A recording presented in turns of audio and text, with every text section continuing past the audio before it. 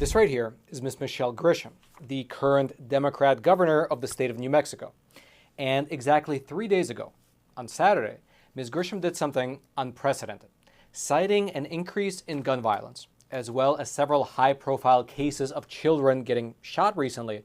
Ms. Grisham instituted an emergency public health order, which, among other things, suspended the gun rights of the most populous county in the state.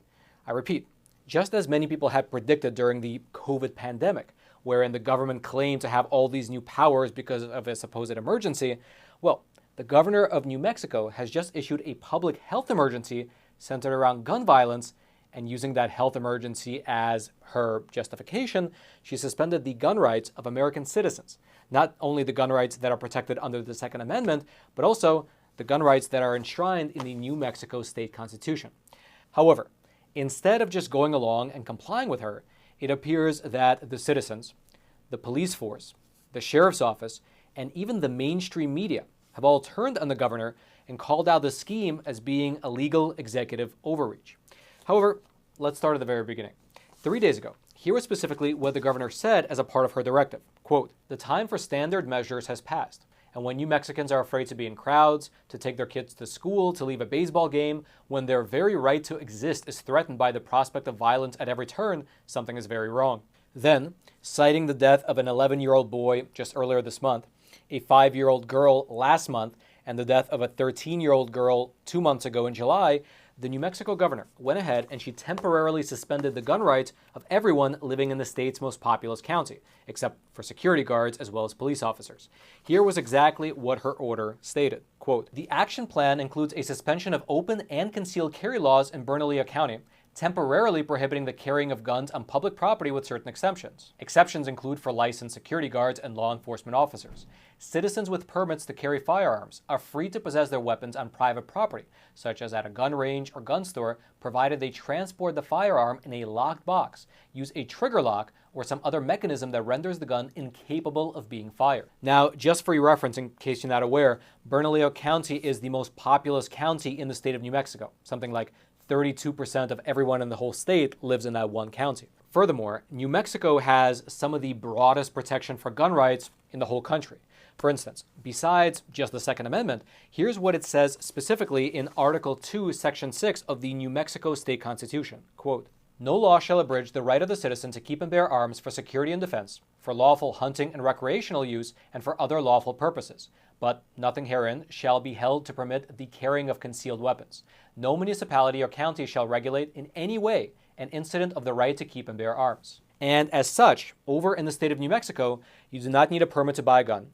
You don't need to register your gun once you buy it.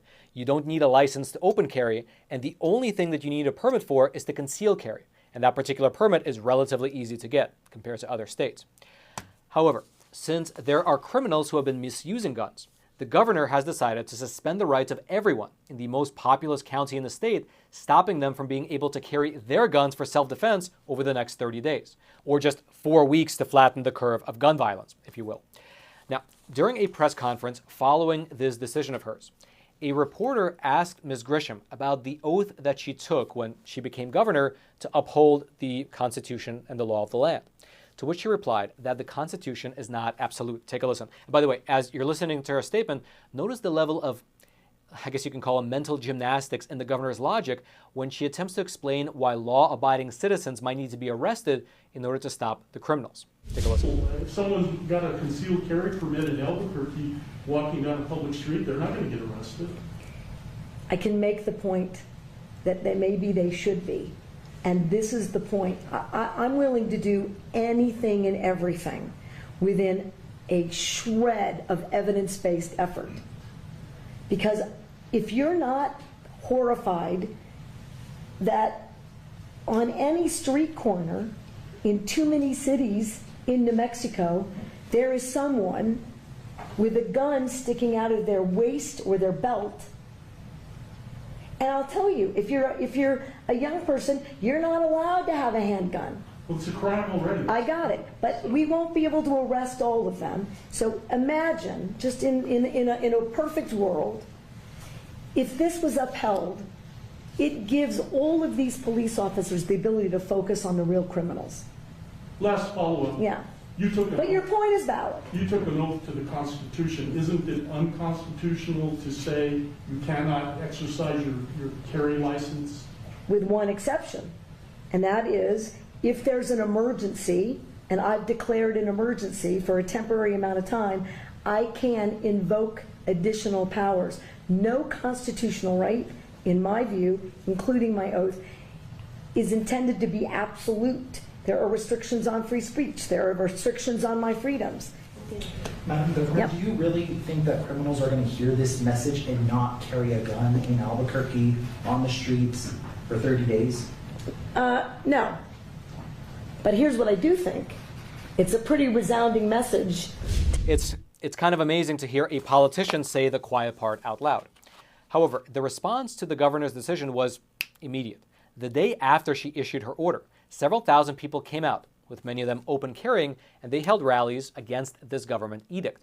And it's worth mentioning that none of the police officers who were on site at these rallies enforced the governor's order, despite the fact that many people were very obviously brandishing firearms. And this lack of enforcement likely was not an accident. In fact, the local sheriff of Bernalillo County, which encompasses the city of Albuquerque, he came out and he issued a public statement saying that he will not be enforcing a clearly unconstitutional order from the governor. Take a listen. I have a fact for you. Criminals do not follow the law or a public health order. Is there a realistic way to enforce this order? No, there is not, because we'll cut that conversation off because it's unconstitutional. So there's no way we could enforce that order.